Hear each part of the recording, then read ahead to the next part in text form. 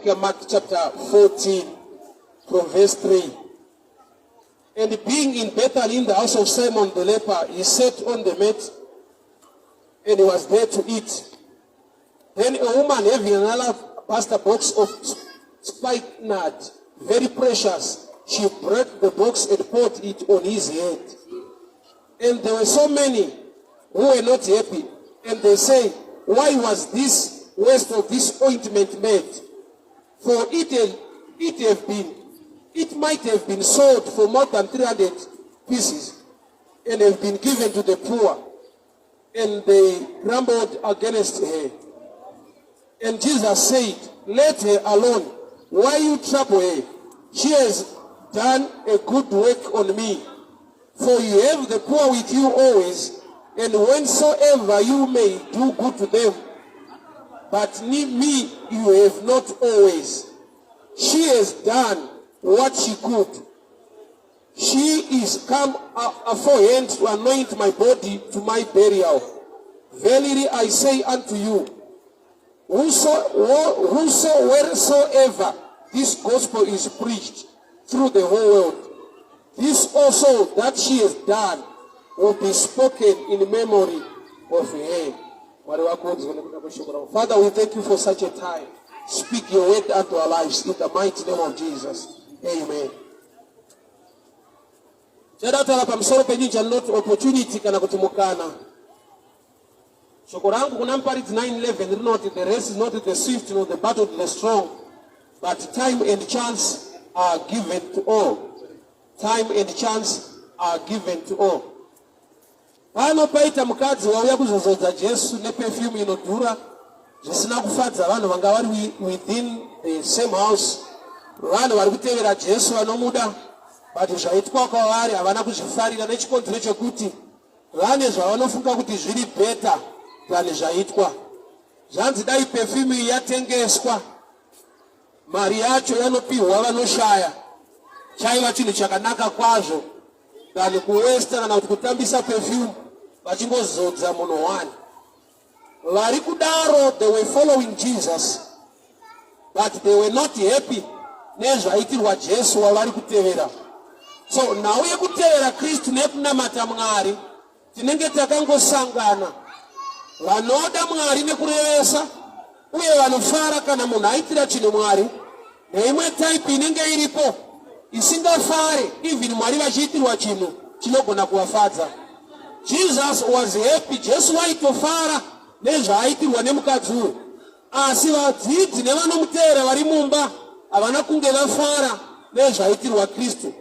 Uye mukadzi azviita haana kuzviita semunhu atumwa, but akazviita out of love, out of appreciating kuti uyu ndiani kwaari.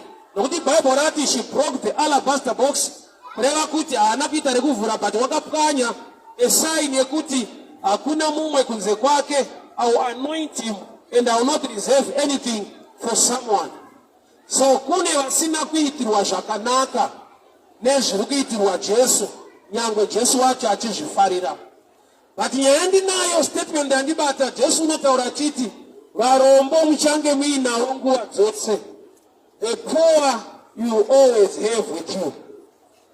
Iye wakazodzwa kuparidza evhangeri kuvarombo, but unotaura statement yekuti varombo muchange muinawo nguva dzose.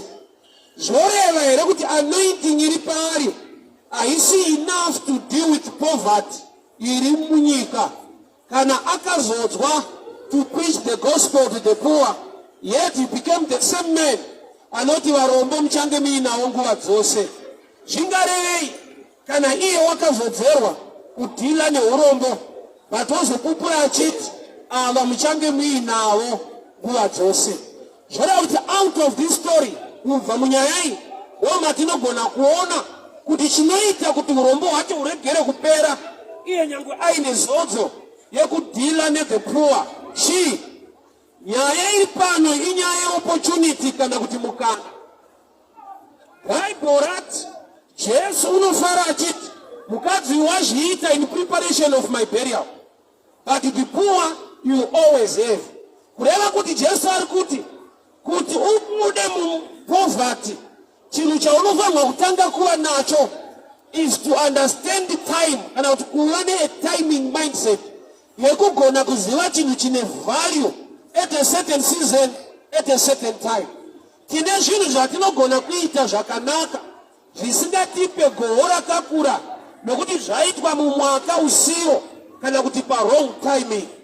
Izvezvi kwakupisa zvoreva kuti ari kutengesa mafeni ari kutoziva kuti market yake iri kubooster nekuda kwekuti this is the right season, the right time yekuti product rake rigone kutengeseka. But ari kutengesa magumbezi nemajuzi haatomboda kana kunamatirwa, anoda kutongomudzwa kunzi kwakupisa. So there time yekuti vanhu vanofungidzira kuti aiwa nyaya yeurombo iyi yakangodyarwa pakuti unenge wakaberekwa dzinza racho, mweya yako mweya yacho ichikutevera.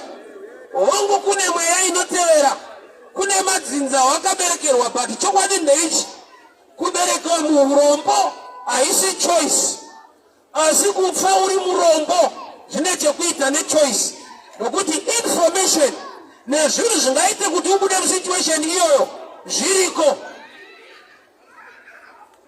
Zvafanana nenhau yekupinda denga. Nhau yekupinda denga isarudzo, ichoice.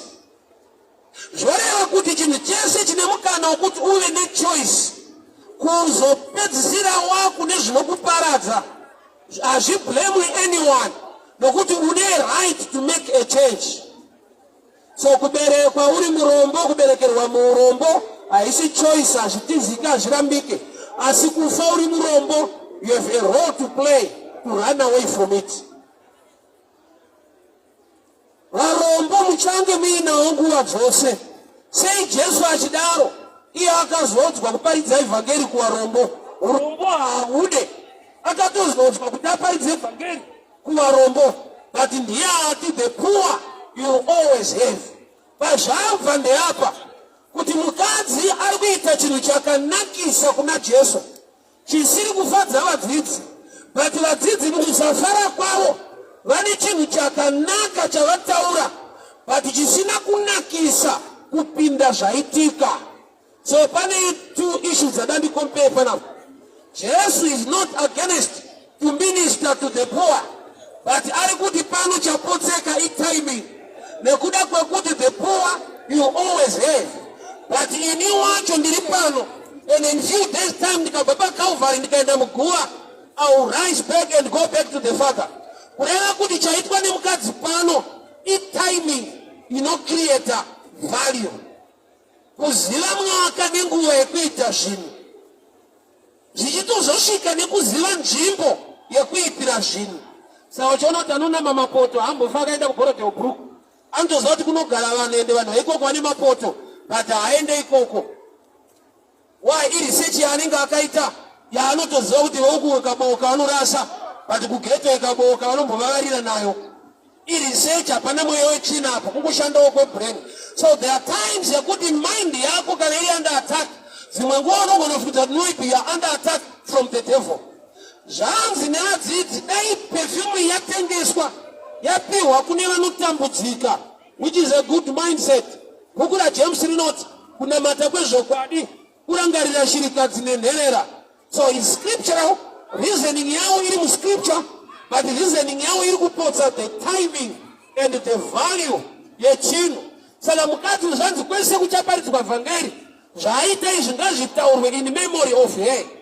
Kureva kuti imhando yekugona kutaimira nekuziva the right season, the right time to do things.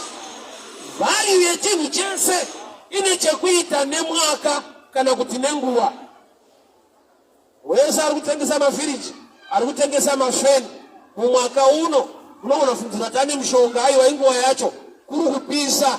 Saka vanhu havana option, vanotodawo mvura inotonhora, vanhu havana option, vanoita maaircon, business rinobooster, kwete nokuti vakaromba iseason, itiming yekuziva mwaka watiri kuti kuri kupisa.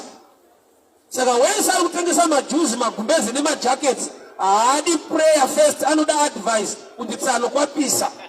You need to shift and do other things that can bring money into your life.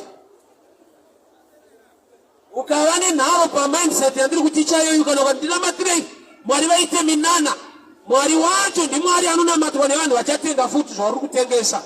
Saka mwari iye ndiye anogona kutovaudza kuti kwapisa musiyei.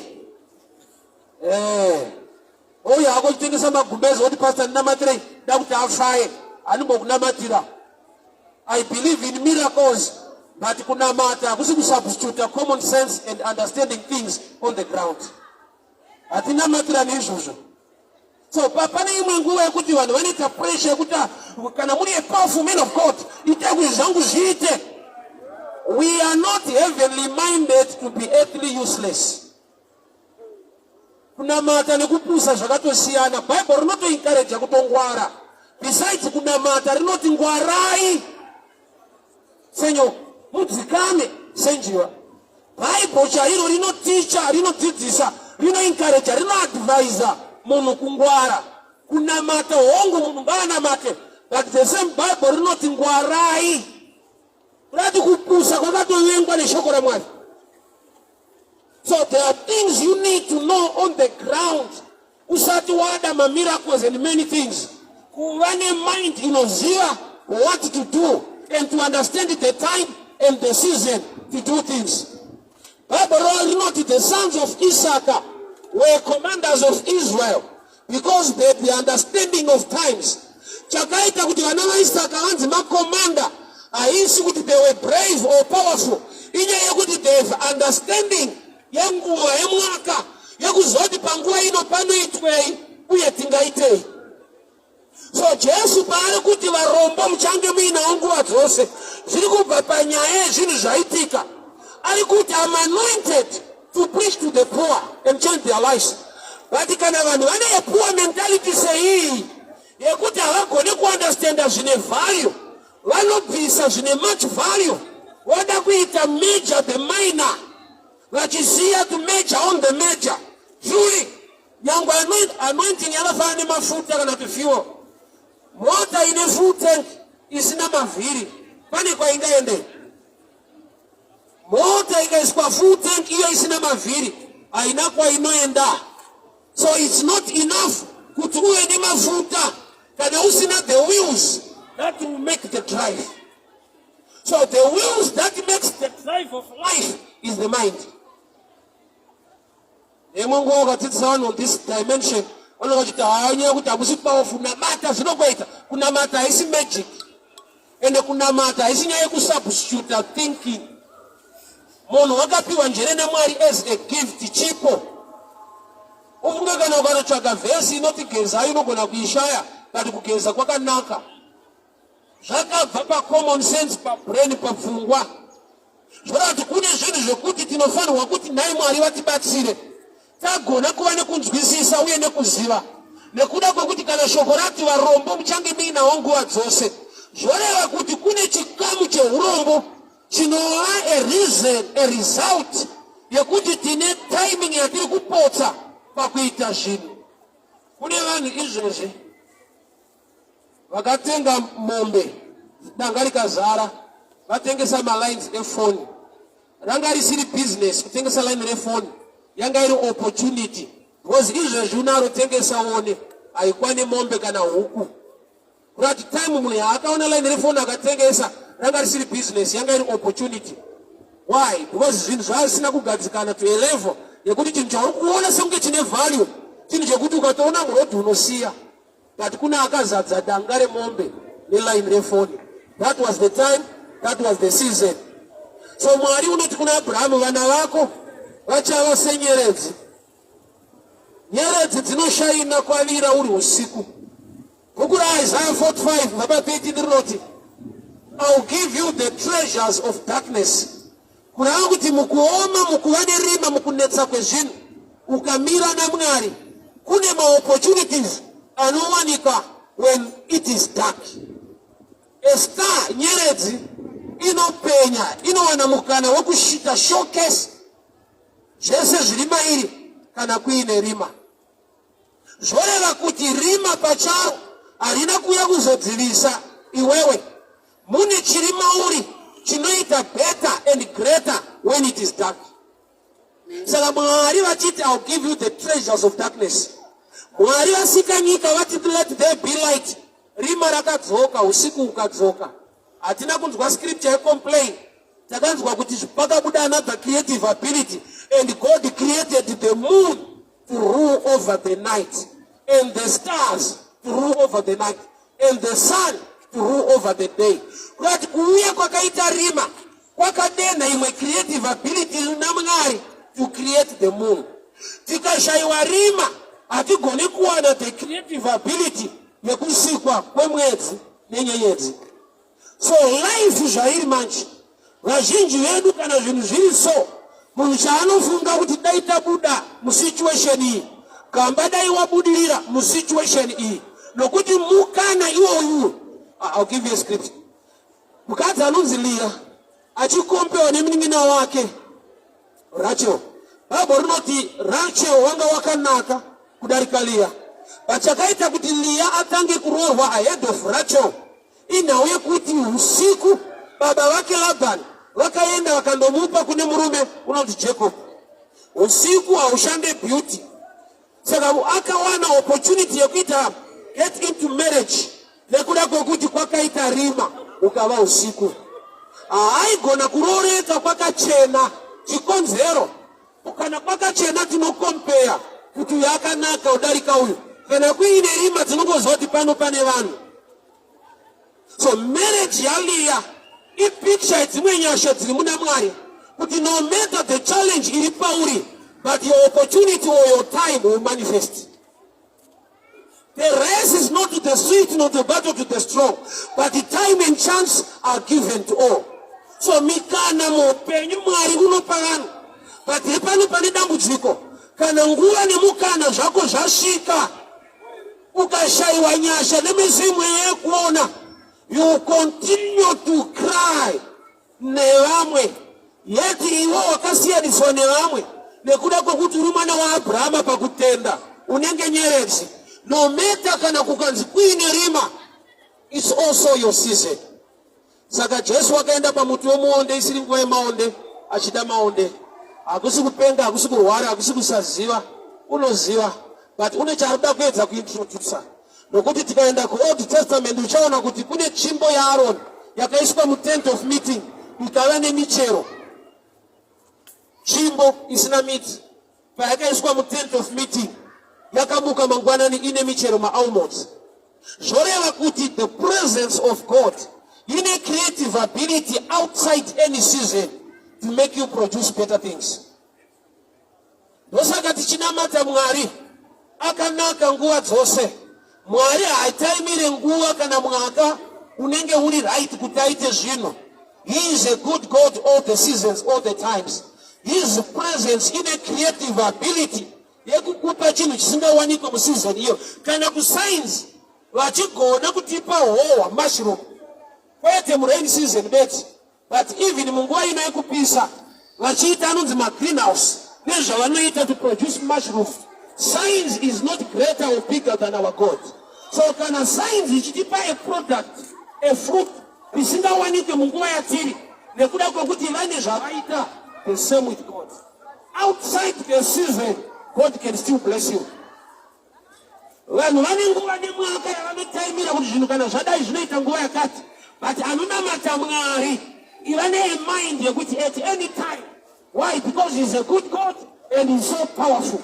At any, so Jesu paari kuda maonde isiri nguva yemaonde, paanotaura shoko mangwana vanopfuura muonde wakaoma. Hausi kuoma nokuti inguva yekuoma.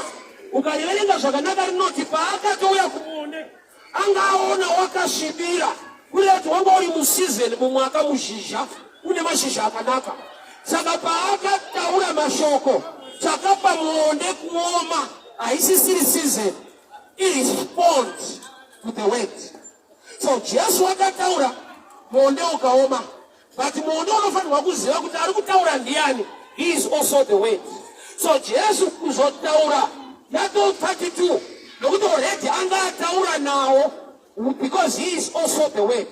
Saka pawakatadza kuresponda his presence wakazoresponda kukesi ukaoma isiri nguva yekuoma.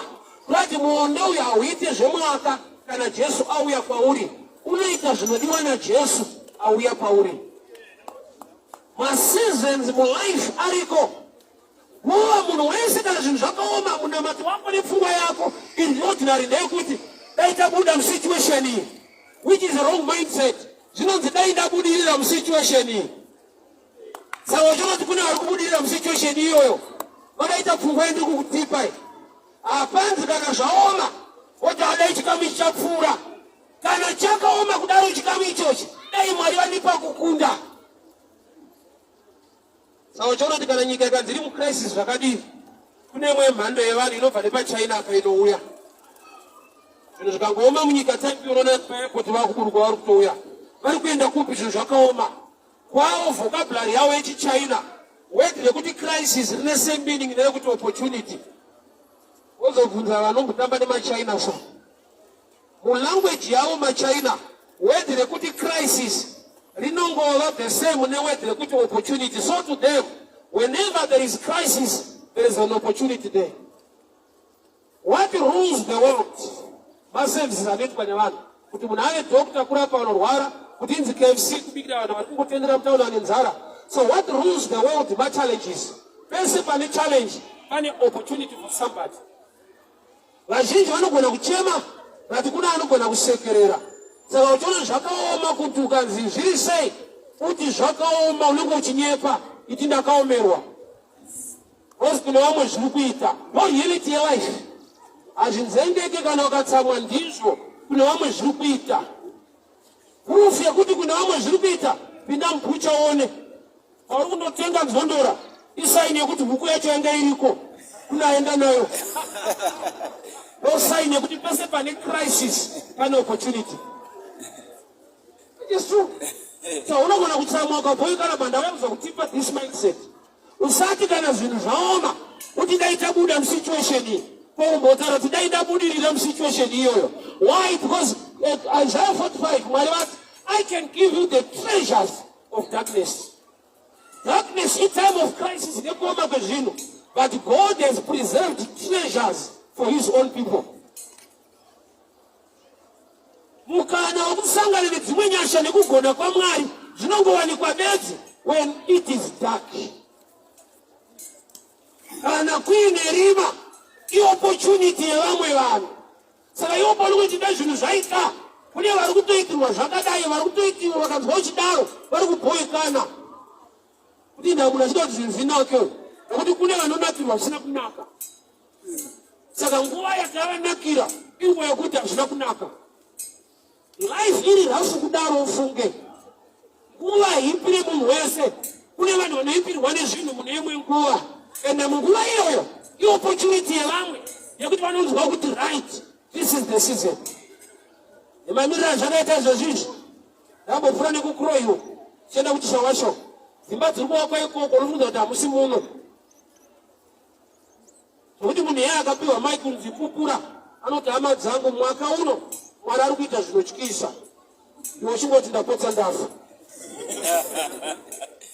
Just imagine the same nana 2008. Mara haisi kutenga, hakuna chinhu kumashopu. Yet somebody wakatochata akavakaimba at that time. Akatopiwa mukana kunzi mbotaura. Anoti 2008 ikadzokorowa nosumuka futi. But ndiye Jesu pana Mark 14 ati varombo muchange muinawo nguva dzose. Saka uchinzwa vamwe vasati vane deeper revelation, vati Bhaibheri rinozvipikisa. Iye akazodzwa kuparidzira vhangeri kuvarombo. Sei achiti varombo muchange muinawo nguva dzose. Zvazvinongoreva ndezvizvizvi. Zvaitika zvacho. Why? Nokuti iye aiti nezuva retatu ndichamuka. Ava ndobva varonga kuenda nezuva retatu kuna Jesu aiti ndichamuka. Kunati pavakatadza kubata shoko, vakatadza kumubata. Why? Because he is the same. He is the word. Iye neshoko vamwe chete. Saka Jesu paiti nezuva retatu ndichamuka, vaingoti hakungotaurawo. Tichaenda on the third day tonomuzodza. Yeti mukadzi akazodza Jesu now. Iye akagona timing. Saka akanzi kwese kuchaparidzwa vhangeri in memory of her. Haataurwawo nezvake. Our God is a jealous God. But on this text, Mwari vabvuma kushare glory yawo nemunhu. Zvanzi in memory of her, not of me. Kwese kuchaparidzwa vhangeri, ngazvitaurwawo nezvake. Sei Jesu ada kuti glory yake ashare nemukadzi uyu. This story is a business story, and I'll explain the business side of it. Mukadzi uchifewe. Perfume yaanospray ekuzvimaketa kubasa rake ndebasa.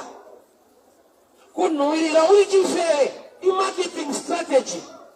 So Mark 14, mukadzi aivati and a rich mindset.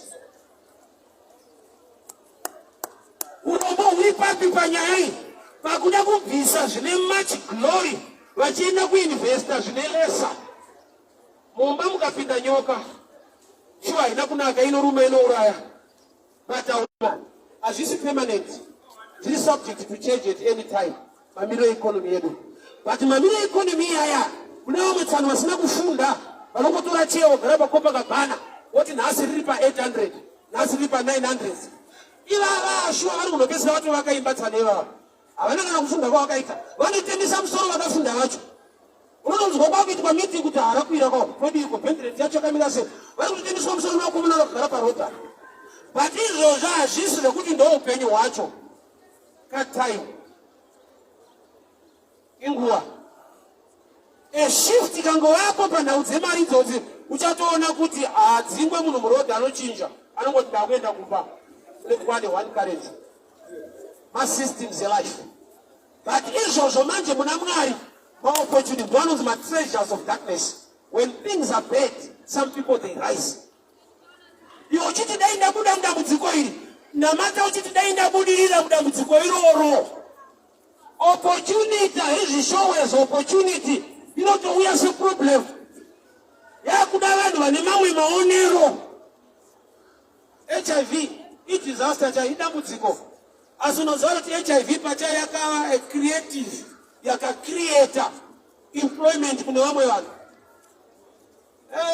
Kutoni maorganization anonzi HIV chete, vamwe vachionda nayo vamwe vachiita dumbu iyoyi. Kutoni maorganization nemuofisi acho ma4x4 nemaofisi acho e8 nemaofisi ka8 iyo chako kungoziva ndinayo umaitoziva kuti hachini chakatisumudza izvi.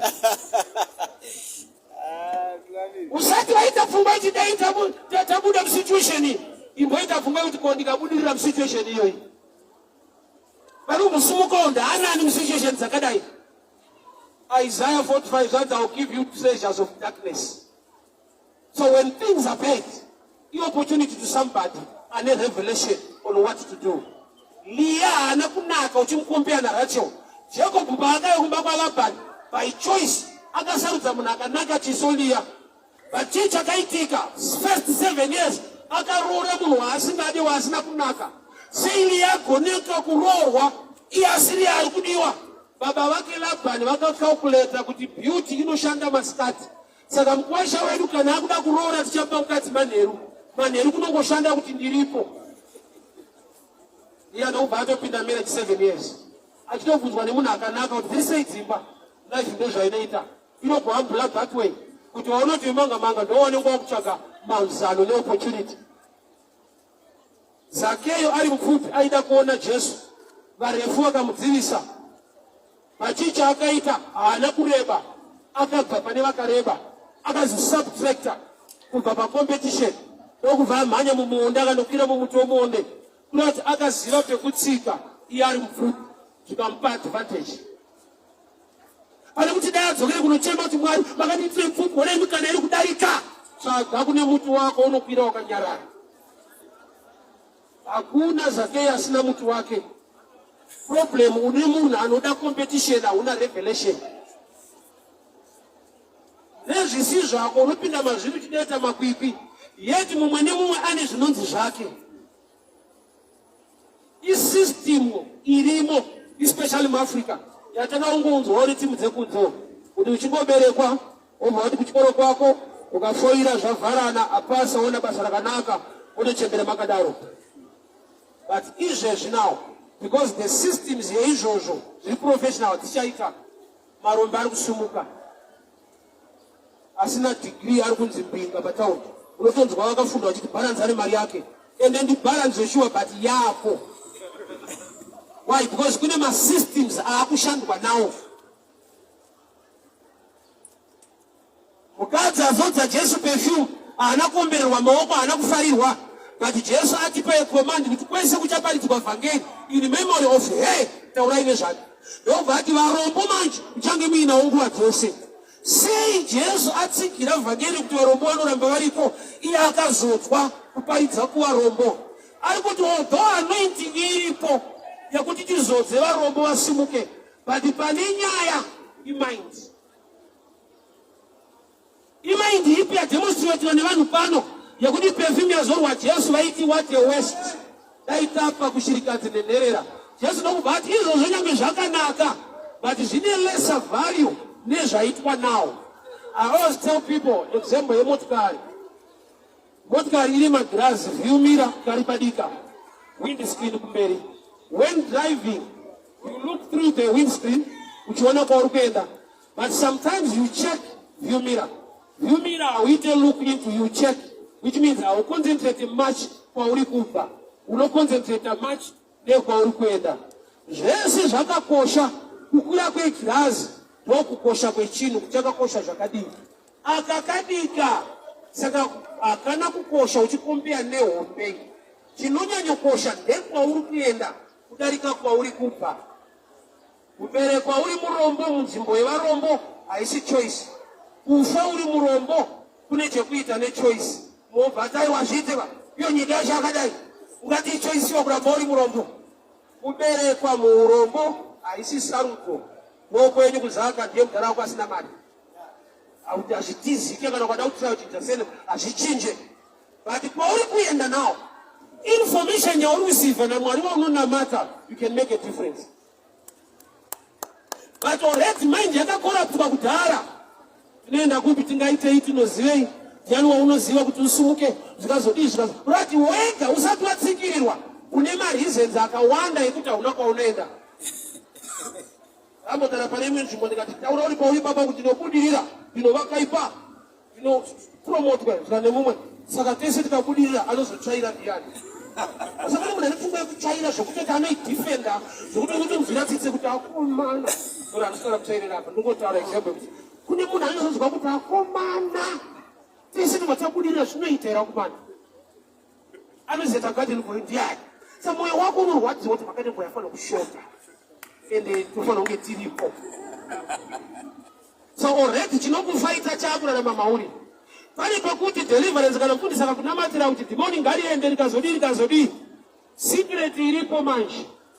Ari kunamatirwa knowledge yake zvaanotenda ndo zvine much power zvinotokupa contribution pane mweya wechina uri kudzingwa. Mweya yechina inogara ziva kuti tinogara tichidzingwa, yajaira kudzingwa. Ukangoenda kuchechi kanzi out yebuda, uenda umwe out. Saka yakachiita meeting taumana yekudzingwa idzoka upenyu kedu. Todiko nevanhu ava kana tadzingwa inobva yatoudzana kuti kana wangoenda pamunhu within 2 to 3 days, make sure unokorapta mind yake to an extent yekuti even ukadzingwa ega dzichashanda, anotenda zvawakamuudza kudhara. I'll give an example. Madhimoni anoshanda sesystem yakaita colonization. Varungu pavakacolonize Africa, for example Zimbabwe, shuwa pfuti yakabatwa vakadzingwa. Tika independent tikasununguka. But tasununguka tine pfungwa yekuti dai vachiuya. Hatifoswe tinototaura tega kuti uyai. Same guru yatakati kuda munhu kuti dzvanyirira. Ndoya tinonyora tsamba kuti uyai kumari tiitone zvokuita. Inyaya yekuti vakasiya ma-structures nema-systems yekuti you cannot live without them. Azvigoneka hazvipo, wega unotonzwa kuti adai aripo pamwe zvaitoita bheke. Chii chavakaita? Vakaisa structure yechirungu muupenyu hwako. Twachiona nezita rako, nenzvimbo yaunogara, nezvese zvaunoita. Ipapo pakauya murungu achiparidza izvezvi, akachikora shona. Unototi atsaya wena, atsaya. Ini ndikachikora chirungu, safundawo. Yeti wangu mutauro ndiri kuugona, hapana unondibhika. Ndikavararira mumwe, ndane problem. Ivo vakavararira wedu, ari kuzama. Chinhu chakadyarwa matiri kukoshesa zvavo nemasystems avo. Matiri isusu zvedu hazvina basa. Saka madhimoni ndizvo zvaanoita akapinda pamunhu. For example, dhimoni riri pamwanasikana, dhimoni riripo rekuti asarorwe. Saka dhimoni nekuti rinozva tinogara tichidzingwa rinokonzera kuti ave nehasha, short temper, uye ave neutsvina. Kuitira kuti iro parinozodzingwa kuchechi akasara achiita utsvina avatore futi. Iye anenge achiudza kuti mweya wetsvina gamba itsvina.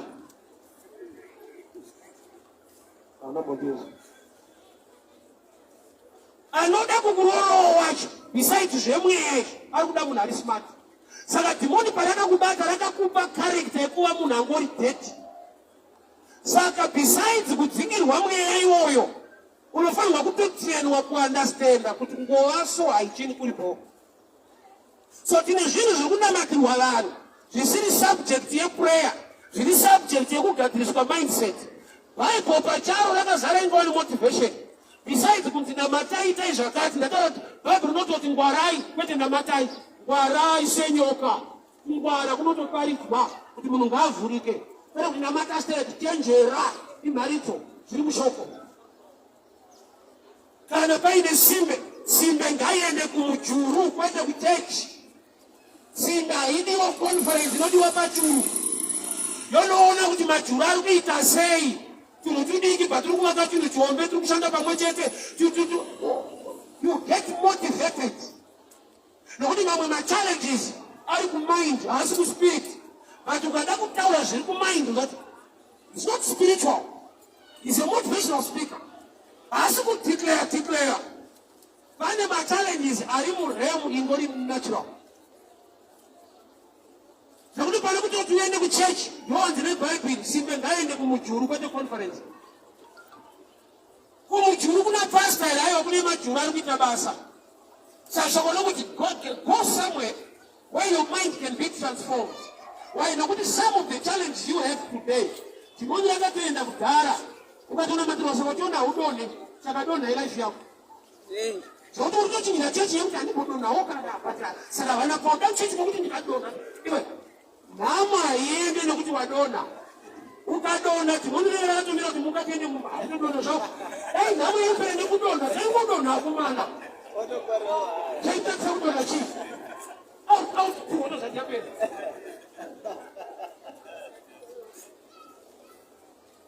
So Jesu uri kuti varombo muchange muinawo nguva dzose.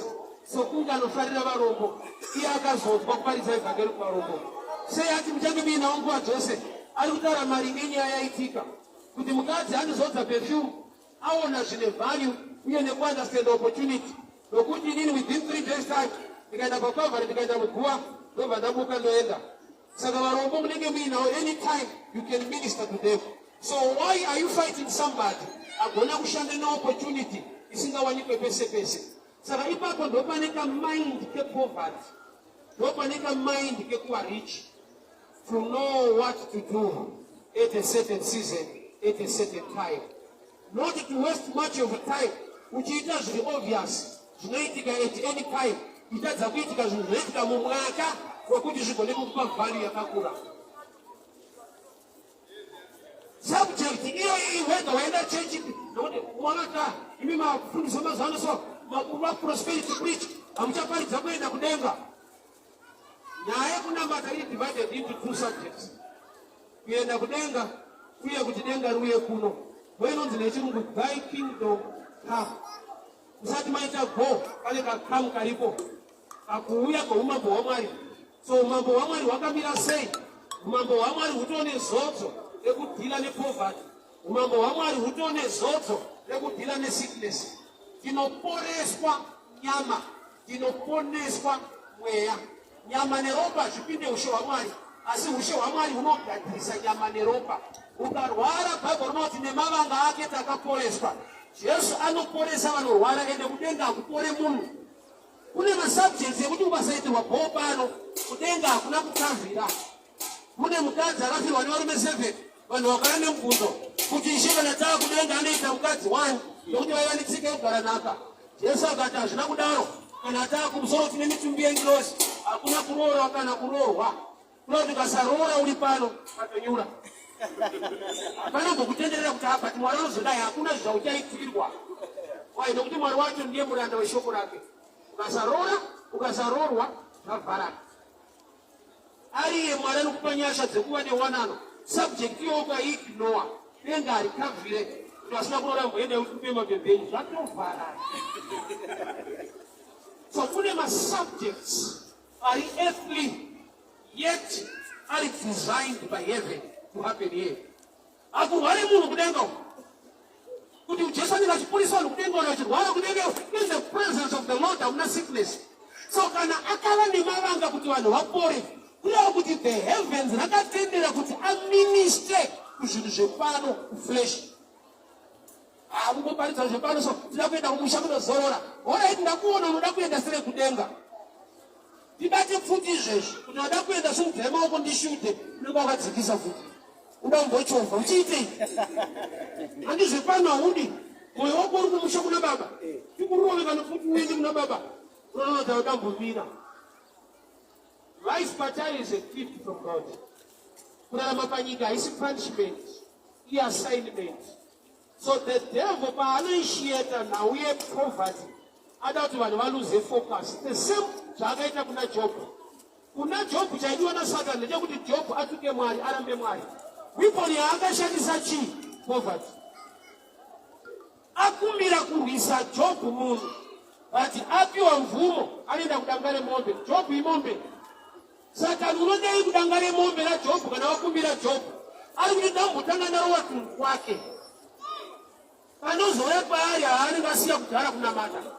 So anotanga nedangare mombe, woenda kumbudzi, woenda kuwana zvakamukomberedza kwete zvaari. Why? Nokuti maari mune kuziva kuti zvakakomberedza munhu zvine influence pakunamata kwake. Wakaipa unotoziva saka uchiona greatest weapon yadevil ipoverty. And the pese panoparidzwa rinokusunungura kubva mupoverty. The devil anyarare anokuti muri kunyeperwa ende kumusha kunozorora. Unozorora kuti Satani wacho kudenga haasi kuenda. Zvokutoti akangokusarisa panapa apedza newe. Haasi kuti anokuendesa kugehena. Unoendeswa nomudharo. Zvafanira kugarden reiden. Mugarden reiden haasi Satani akadzingwa nomugarden. Vanhu vakadzingwa naMwari. Satani anongokonzeresa kuti mumhanyisane. Denga ambotera kuti aishu ndamutana ndo ndikakusota pano. Alright. Uku munonopedzerana mega. So vanhu vakadzingwa mugarden vakaguta.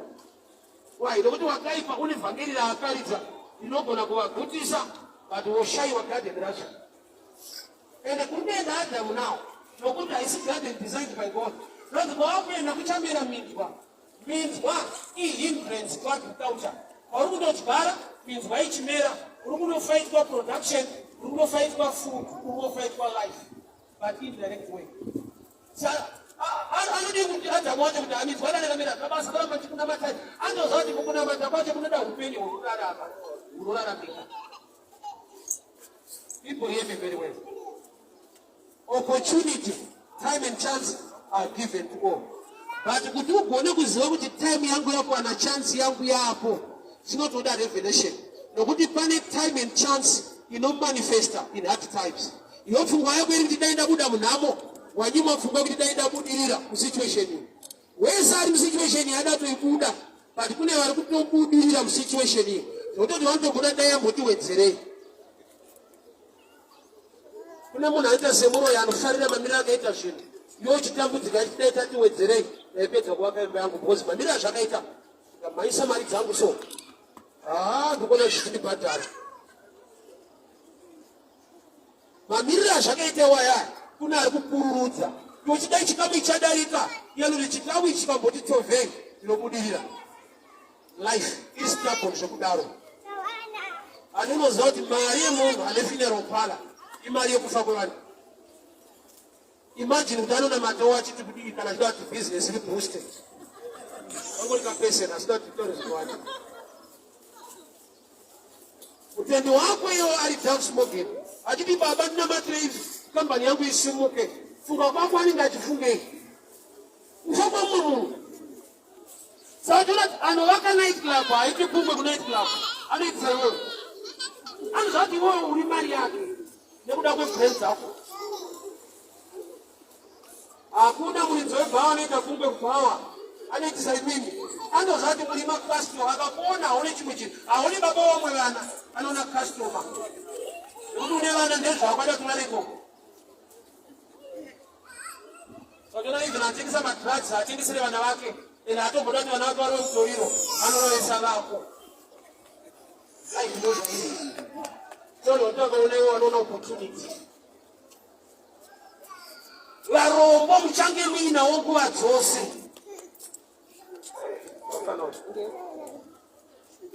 iye akazodzwa kuparidza kuvarombo urati akazodzwa kufaita urombo but obva ati but muchange muinawo nguva dzose zvoreva nekuti zodzi harikwanise kupedza urombo hwacho jesu anotipa picture kuti kune maissues ari spiritual panyaya yepoverty kogoita maissues ari natural panhau yepoverty.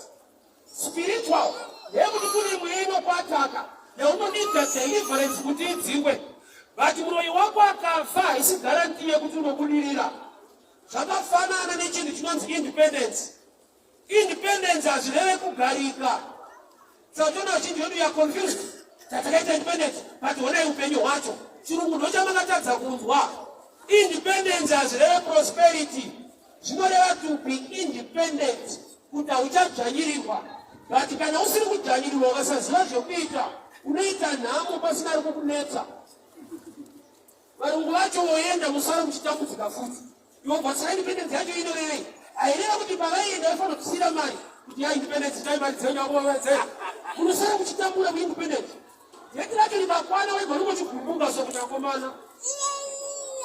Unomira raine rokora makoko. Independence yacho iri. Why? Maka sunungu inenge a promised land. You can even die of hunger in promised land if you don't know what to do in that place. Mukasarima mukasadyara muri muKenani munofa nenzara Mwari ariko. Why? Chiri promised haisi fruit iland. So to gain the benefit of the land, you must know what to do on the ground. So I always tell people it's so shocking, but let me repeat it again. Kudzinga kwedhimoni mumunhu haisiri your complete deliverance. Halfway. Nokuti Bible rinoti mwechina ikadzingwa inoenda kwakaoma yogozodzoka kuzotarisa mayakadzingwa kuti makamira sei. So kunzi out uri right but hausi complete. Something must get in kana chaita out chaenda. Nokuti chaita out chinopupurirwa nebhaibheri kuti inoenda kunzvimbo yakaoma.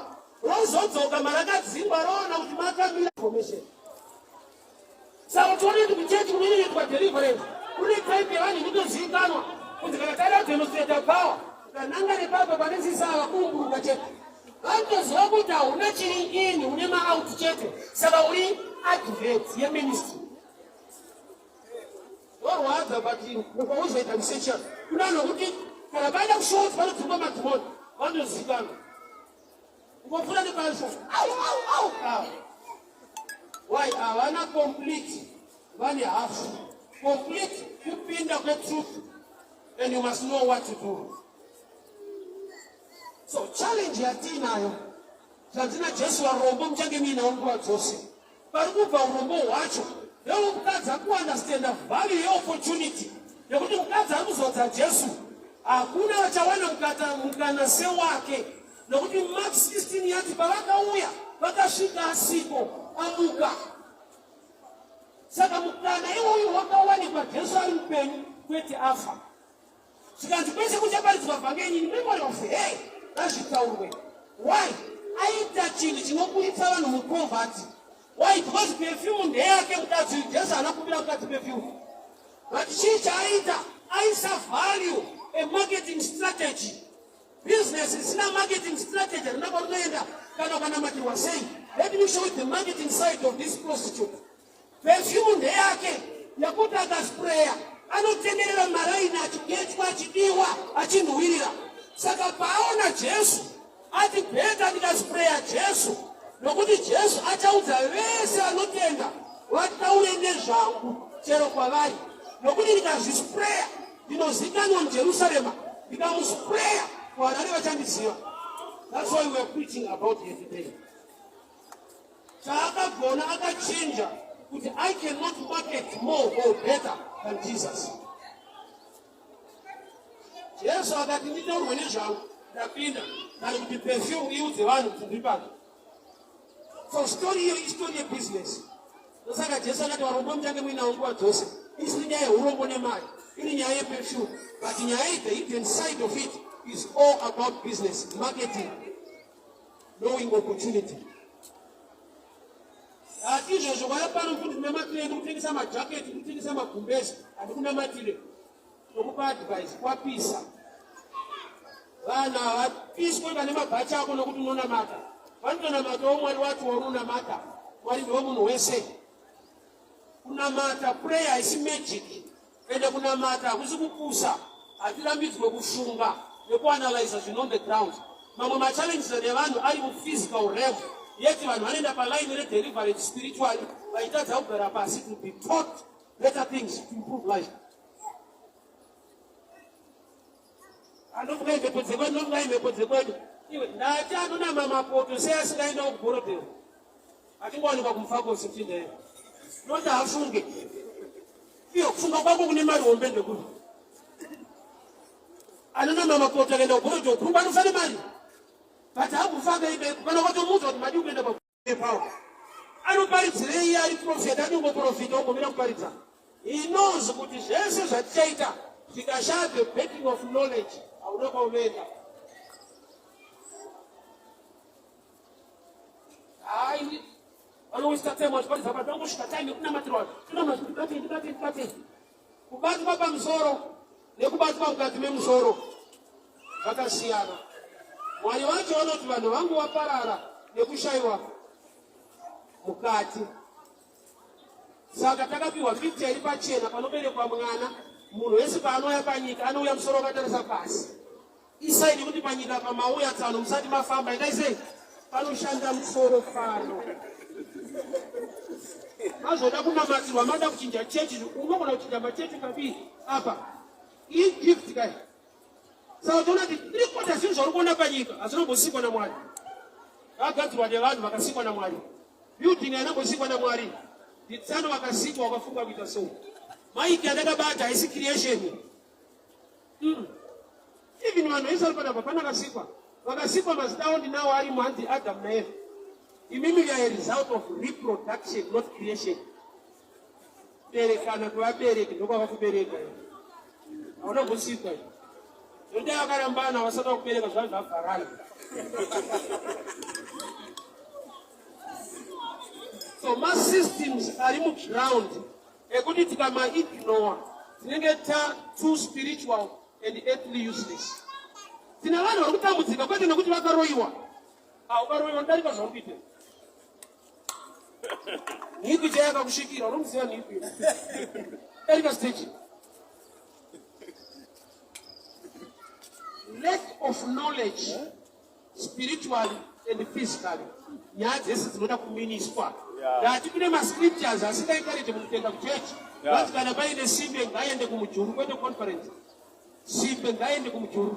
Kunodi get motivated nekuanalyze nekuona zvinoitwa nemajuru pachuru. Warai senyoka. Bible yakamaka kupusa. Apana kuti namatai warai. Ndokuti kune ma issues ari ku affect. Kwete nokuti hauna mata, hauna kungwara. Pane knowledge yaunofana kuita acquire. Moses akawariwa nyasha na Mwari akararama nguva yauraiwa vanhu naFaro. But chimwe chakaitwa chinoignwa nevanhu, mai vaMozisi ndo vakaruka basket kwete ngirosi. Moses akawanikwa kwete munyasha mubasket. Nyasha dzikatevera kuti Moses anongwa pai pahuman skill. Mai vaMozisi vakaruka tswanda vakaisa Moses aiflota kwete nenyasha system of thinking. Mai vakanama tswanda yavo ikaflota. So there are situations zekuti dzakataura zvemweya apa. And the Bible rangu harirambidze kufunga. Randinoverenga rinoti musafunganya. Chirungu chinoti do not worry. Kwete do not think. Worry kufunganya kudii. Kufunga zvauri beyond to change. zvinokupa stress.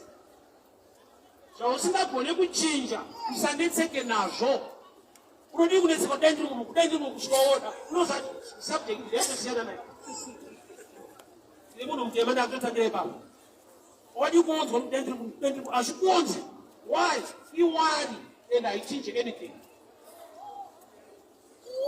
Musafunganya, kwete musafunge. Yobva yati musafunganya. Kuti mangwana ndichadyei, ndichapfekei. Ukasafunga kuti ndichadyei, uchapfekei, unofira mahara. Harina kuti musafunge. Bhaibheri harirambidze kuronga. Kurongeka harirambidze. Rinorambidza kumurongera chete. Iwe rongeka. Muri inodyei, mangwana vanoitei, inonzi budget, iri muthinking, haisi muwari. Tsaona vhesi yacho yakazitaura zvokuti unogona kupatsanura wega. Kuti ingwani shiri dzedenga dzirime, asi dzinodya. Iwe une maoko, shoko rota bless the work of your hands, but unogoda vhesi yeshiri. Anoshamisa mutaona zvaachaita. Iye achatokukwenye newo unoshamisa, hauna zvauri kuita. Because une maoko, une munda, une mbeu. Saka system yechechi yedu, hatidi kuwana munhu anoticha the knowledge on the ground. Tinogoda spiritual impact. I declare right now. It's good, it's right. But Jesu paati varombo muchange muinawo nguva dzose. Ari kungoti mindset yamaportrait yamandiratidza izvezvi namupa vanhu haiperi. Pakuti zvine value ndozvamunoti kuwesta.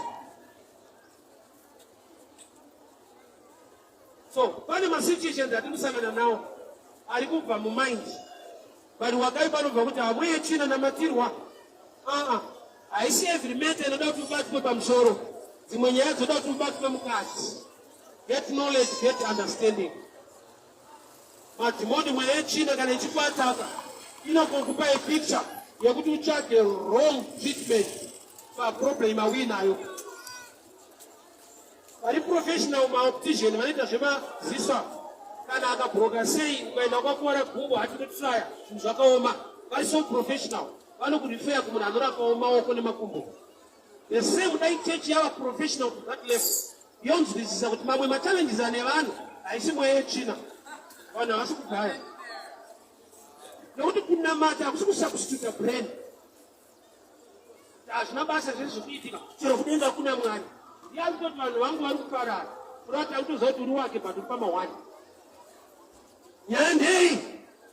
Shayiwa ruzivo. Ruzivo rwupi? Rwese. Nyika ine malaws nemasystems ayo ekuti no matter how spiritual you are, ukatadza kushanda nawo zvakanaka unofa. Hakuna ngirozi inouya kuzokubvisa mumuromo wako nyura wangu kujambira uchiti Peter akafamba pamvura wongojambiremo, unofiramo. Malaws aripo ekuti you must be taught swimming kana wada kutambira kumvura. No matter your bishop, your prophet, there are things you need to be taught on the ground. Indi pandakaenda kuVIP ndakafoira 3 times. Ndakuzati munhu sekuti andiziva ndiri mubvunza yakanokunika kuti munhu washe nyasha tiri kuchengeta ichikambi. Akataiwa baba muri kukumbira mukunena madhiramu. Saka munhu anyatsoziva mabhishopu zvishoma. Kuitosvika soipinda mota kuVIP vakadiuka munhu washe vakadi munhu washe yoga chemo ndikoti handatora. Unozoona kudzoka kuti baba zvikuramba. Iwe tine vapfumi vanotichengeta munofira mahara baba. Idai madhirama. Knowledge on the ground. Tinotenda kuna Mwari unoita zvinhu unoita minana. But we need also to acquire knowledge so we know how to do things. Bhaibheri rakati berekanai muwande. Berekanai muwande. Tarisa kuti vana vacho nowakwanisira. Because hakuna ngirozi nene chikafu. Let's be real. Ansanda muona munhu anoti pamba pake vatumwa vauya nechikafu because ndakaita zvimushoko. Ndakavabereka saka mwana fana kubheka shoko rake. Chokwadi kuranda weshoko rake but ukasanzwisisa mushe unoita muranda. Vana 15 woti apa pakatiberekanai muwande. Ko pakuvhiga ngirozi dziri kuuya. Kana nawiri yako, make sure you do things with the control and understanding. Kunamata hakusi kupusa. Analyze scripture uchiona upenyu hwako. anozati muwanza isi chenu ndoni chete zviri mubhaibheri wamwesa vachaita vakabuda mushoko. Kune nyaya dzisiri mubhaibheri dzausingafanirwa kuita. Lot akarara nevanasikana vake, ine vangu handiite izvozvo. Zvirimo handiti. Ichitoita zviri mushoko. Ukaita zvese zviri mushoko unofira mahara. Bible wrote you must rightly divide the word. Kuti vaita kupatsanura kugona kuti vafishitsana. Fishi nekunaka kwese pane zvinoraswa. Usati ani manakira inoimedza unofira mahara. Pane zvinobviswa zvichiraswa mukunaka imomo. Shoko rakanaka pane panoinzwa kuti apa uyu ndi David akangoita azviitwa izvi. Utora mukadzi wemunhu neswa demo. Uriya anga asina demo but ntaraunda utorero. Unoita uchanalize uchirasa. Iyi ndeyadhivha inokuwadzisa. Zvirimo ndozvatunoita ndozvirimo. Rightly dividing the word. Remember, issues are not demanded knowledge on the ground. Asi spiritual zvachose. Motivation chaiyo iri biblical ino encourage munhu nekuti tisamunhu zvinhu simbe enda kumujuru kwete kuti enda conference. Vanhu vanzwa nekuenda kumakomenti nomatiwa see open door enda kumujuru. Motivation ikaleka the spiritual haigone kukabva chinhu ichocho.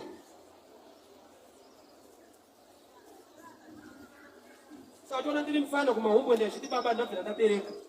Even ndaenda kuenda pacrusade kandi ne challenge kumahombo kwandisi kubereka. Fundisiya handina matiri. Because haisi attack ya devil age. Ukakura unobereka. Because hari suppose kuva nemwana anofanira kunge ari munhu akura kwete mwana kuita mwana.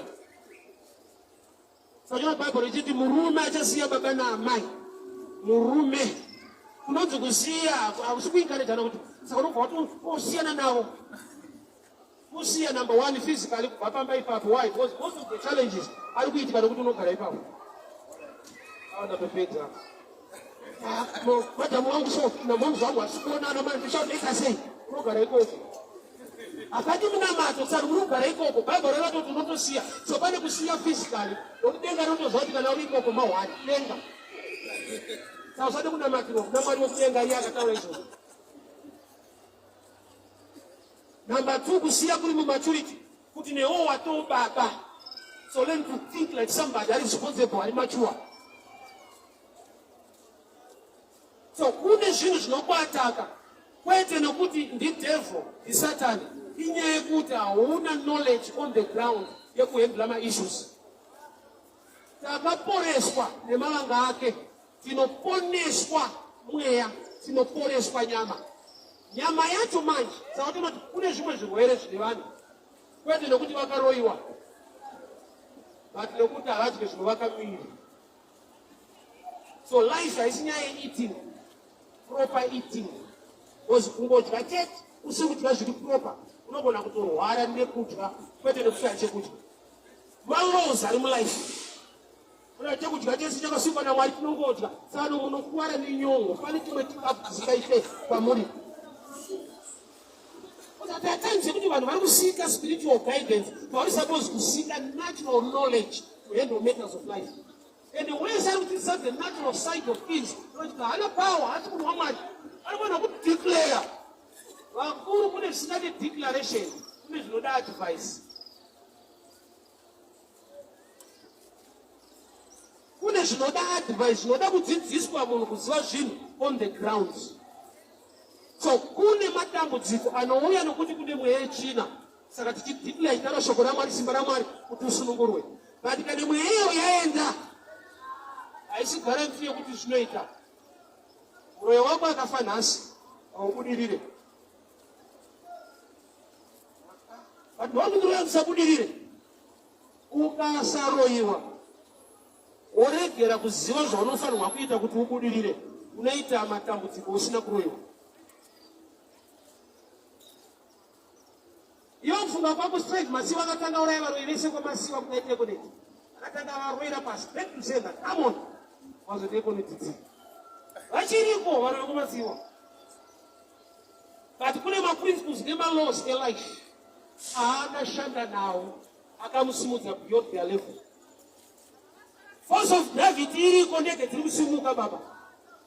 kune science dynamics avakanzwisisa ekuti nyanzvi law iriko, but we can fight it and get somewhere in there. Kutozomara by choice tasvika tisina noramba tiri kudenga iyo simba rekudhonza kuti zvive pasi ririko inoramba ichienda nekusvika kuLondon. Iyo mhara by choice. Malaws avakashanda nawo akafighta the law iripo. Mwari wanoti let the bird fly. Nanhasi ostrich yakudu. And hakuna verse not ostrich ya too heavyweight. Inakunati weight kuti haisi kusumuka because inoreba. Ndege unotakura ostrich 100 ikatosumuka nawo. And then ndege haisi pachikwata chakanzi let aeroplane fly out. Kwaitorwa shiri. Muno. Kunati kune malaws anoshandwa nawo. Sei ostrich isiri kusumuka pasina attack ya devil. The shape is a shadow picture and a clue answer. Ostrich zvese zvakakura chidiki. Kaita kushoma unotofota kwaroiwa. Unopesa kuti ana sekuru vedu vakarumba, ana sekuru vedu vakadaiso vaambatsana hatisi kudhonzawo zvavo. Murume aigara pabedside akaita 38 years. Chakaita kuti Jesu amubvunze kuti unoda here kupora chii kana paripo pari kupora vanhu. Iye munhu akaenda kuchipatara zvapachena kuti anoda kupora. Sei Jesu akabvunza kuti unoda here, iye akatouya kukupora vanhu. Pane zvakaonekwa kuti kuuya is not enough kuti munhu anoda. Onai zvaakaita, zvanzi anga akarara. Nzvimbo yaakarara haidi kurara. Wai mutumwa anoti akauya atanga kupinda, kutanga isaini yecompetition. Kuda kuti tsano mufano kunge muri ready. Mutumwa achingobvongodza mutanga, tototi munotorara motomukodza anga auya. Saka Jesu akatitsano musiriasi here. Unoda here kubuduvira neunhu hwako nekarekta yako iyo. Gore ndondosumuka chete, gore ndobudirira chete kutaura izvi chii. Karekta ndomagiya elife. Ukaisa mota murivhesi giya, ukaramba watarisa kumberi kunoenda kupi? Haiende kwawakatarisa noenda mugiya rawaita ingenji. Maoko ako karekta yako ndomagiyazi elife. Desire is not enough. Usina kuengage your body and your character to move towards your goal. Nimarara nita kupawo ndatosimukawo. Iye tisingavengi kuchikoro ndaitoda kupasa wewe. Takakushamsika maresults awe. Aizve no madriacha. Ndaitodawo ndisiri kuverenga. Saka zvido zvako hazvisi enough kusvika character nebody yatevera kwaunesa zvido. Wese ari successful ufunge ane discipline yaakaita in that field yekuti dzimwe nguva hauifarire. Izvo ndikati adaita president yani kana munesa kuti toushiye kuenda panyanga. But ndikatenda kutsanangura munopfuwa namo. Kuti unotanga wapikisa aripo unoona wakudzivisa. Vada kutinyudza mwana. Aiwati kungoenda, kungosvika ndauyawo. Unombopikisawo. Tomunomira ko kushauta imbichari. Ndinobva ndinoenda azvikuda aiwa. So don't go to tiendawo shamwari yangu yako. Life haina kuchipa kudaro tsana. Life will not give you what you just desire. It gives you what you fight for. Jesu auya kuzotifira pamuchinjikwa. Pakatoitwa ma-elections. Unodani Jesu kana kuti Bharabhasi. Vanovhoterei kana akatouya wacho aripo. Mwana waMwari ndi Jesu kwete Bharabhasi. But sei pachitoitwa makwikwi. Life haikupe zvaunoda. Inokupa zvaunofaitira. Ifight. Even kuna matapau achibata noti kudii. Atingwe nenyama neropa kurati tiri varwi. Taitidzwa kuti zvinosivarwe nazvo torwa neizvi. Kuti Mwari achazviratidza mberi Mwari anozviratidza vakuru. Ifight. Ukaona Faro akura atucheche. Fight yacho haina kuchipa. Unojuma usina kana power. Faro mambo akati vana vacheche urayai. Adikurai madhara ndoetireti pakuposition yake.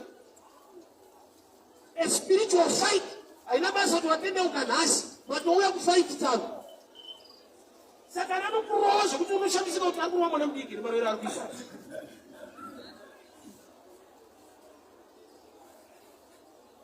Let me finish this way. Opportunity. The marketing. Mass strategies mahombe but you don't business. Mark 14 and everything there is just perfume. I see here perfume. Inyaya strategy kuda poverty.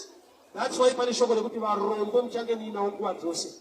ari Jesu ari kudaro anoti ndakazodzwa kuparidza kuva rombo pane paanoti bati urombo ndaonawo kupera chasvika mukufa nawo sei adaro zvaitwa nevanhu mumba mukadzi azora Jesu perfume chii chaagona kuona opportunity number 1 nokuti varombo tinawo nguva dzese tinogona kuvaitira but uyu ari kuenda pamuchinjikwa opinda muguva zuva retatu obva atomuka oenda saka hatina nguva naye no opportunity marketing kandaizora perfume ndine varume vaindifarirawo muno mujerusarema but ndikamuzora ndichaparidzwa kwese kuna umwe rume kuharare rume kumarondera nokuti bhaibheri rati kwese kuchaparidzwa yemukadzi ungaitaure kuti perfume yaimumaketa locally but paakaspreya Jesu akamumaketwa globally.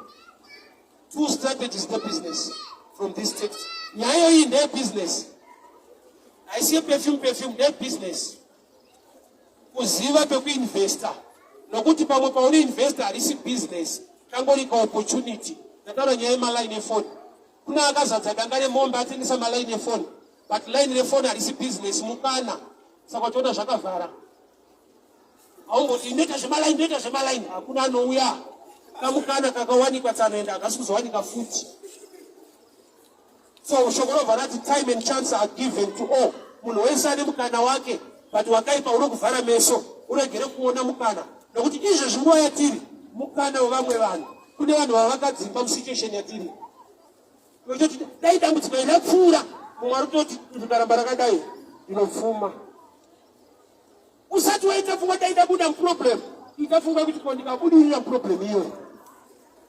Chapa machaina kufloka kuma-African countries language yavo haina word rinoreva crisis. Rinoreva crisis rakafanana nerinoreva kuti opportunity. So whenever there is challenge in Africa, the first people you see coming are Chinese because of their language. And they got us strength their language. Genesis 11. Vanhu vakafunga kuvaka etawe neZimbabwe kuenda kudenga. Mwari akati vanhu vane mutauro mumwe chete uye vakabatana tikavarega vanosvika kuno. Mwari akatika language nokubva adzika akadii haana kutora zvidhina kana mabhara mumabhiridhari akavachinja mutauro vakasawirirana vakasavaka. Language ine power. That's why by Acts chapter 2 Mweya Mutsvene paakaburuka akapa the gift yema-languages. Why? Language ine strength. Saka uchiona danger yeAfrica patakakolonizwa takatora ma-languages ema-colonizer tikavaita ma-international kwatiri. Saka uchiona zvinhu zvese zvatinoita toda kuti mutauro iwo uve pamberi pewedu. Nokuti wedu takatodzidziswa tikaudzwa mupfungwa kuti wedu hauiti kuti zvimwe zvinhu zviitike. For example, munhu akaimagina kuti mates dzingawekwe neshona. Unoona kuti hakuna zvakadaro zviiti hazvo. Yet English ilanguage, shona ilanguage. So kana English ichishandiswa panhau dzemates, shona came. Tinoita kuti urambe colonized mind. Number 2, mutauro wacho une paunokuregera. For example, minus na minus kutapudza kubvisa kumets minus na minus unoona plus ukaisa kushona ichaiko zvinhu zvakunzi hapana zvako wegona kuti ngatisiyane nazvo zvavapo sei izvo zvazvisipo saunoti havakatikuvadza atakwatoenda. Because when we fail to respect our own things, then we'll die begging them in every matter. Unomuridza kuti nhasi akaenda mulungu but after 2 years unogona kushedzera kuti dzokaitite basa akumana ndobvunira takamhanyisa rakudzoka futi rinodzoka richinzi investor rakabuda richinzi bhunu iafrica bruru. Ndozvatiriwo futi toda kuti Mwari atibatsirewo. Tiri varanda zvekutodaro. Vanhu during slave trade vaiswa matanda mumutsipa necheni vachitoenda kudaiswa. Izvezvi havati force tisi tiri kuchema kuti dai mavhiza apruviwa kuma ndaendawo tikutoenda nematsamba this time. Waendwa by force izvezvi unototsanya kuti uende America unototsanya. Waendwa zviye zvokudzodzwa kuti vesoti kuyeurana ana 50 cents ana 2 pack ana sekuru wacho wakaenda danda riri pamutsipa yokuita kunyora matsamba utakomana kakakuvuma zvangu zvaita masystems avakatigara matiri adoti Mwari atibatsira. Mwari ndiwo munhu wese zviri possible vachakacho inzwa haasi Mwari akati Murungu ari pamusoro pako. Murungu akaisa strategy yekuti takazvitaura tega kuti vari kumberi tiri pasi. SaJacob akapirwa bhachi remwana wake Joseph ranyikwa muropa rembudzi akachema rufu rwemwana iye achichema mbudzi. Vakoma vachitoziva kuti mudhara ari kungochema haasi mufana imbudzi but munhu akabatwa maoko embudzi. Kana usina proper information zodzi haibve pauri enochema zvinhu zvaunogona kukoreka. We can do things, we can make things work as black people. Tika liberate by inside, but liberation yedu yanga iri outside manje. Saka pese patinofunda kuita zvinhu inside takatokuwara. Takati ikoko ndokushanda kunoita futi madhimoni. Anoziva kuti tinodzingwa sedhimoni but tinosiya strategy mumunhu. Indaenda kubhawa taikecha mweya waindituma izvozvo wakaenda muna Kristu muno but kuziva kuti kukecha unoita sei handichiruziva. Zvandinopedza kutsanangura nofungwa zvinhu ndotoziva kuti famba iyi haitaurwereyo zvakawanda ungonzi wadii toita sei. Hapanzi haimisiwa I love you kutenderera une mari saruna kuti information iyoyo munhu haibude. Chinenge chako kubatsira kufighta information iyoyo is the word of God in you. Yainwa kai unzo muna dora rinake muri kuchipedza mari ngatiparidze ichokwadi ronaka mari leklebhu kuchipisa richitonhora unonyepa baba chinozoita kuti urire gere Mwari akanaka kuti arikadora kwete kunyepera kuti harinake usapanepo munhu musindiri mukombiso munhu aitonwa akavhura koti rake kumashure handina nidhi yekucheuka ndizive ndakanyazozwa munhu wekuti ilayoni avayazonzwa kuti kashumba kavhurwa but Kristu mandiri manje is better and greater than that. Chokwadi ndio chinosunungura murunzano kumuvhara anokuita zvinakidza zvezvitonakidza but Mwari akanaka kudarika zviri kunakidza izvozvo. I'm sure my time is gone. Ndoda ndinamate Mwari watiwanire nyasha. Baba tinokutendai nekuda kwenyasha dzenyu mazvita nekutaura kuupenyu hwedu takupai mbiri nekukuremekedzai. Baba panoita mukana opportunity tiwanirewo nyasha tigone kuona our opportunity nokuti time and chance are given to all. Mukana wangu paunosvika mwaka paunokwana tiwanirewo nyasha ndigone kubudirira muzita raJesu Kristu weNazareta. Amen. Hama dzangu mufambe murugare Mwari vakuitire nyasha zvikuru. We can still meet at this place.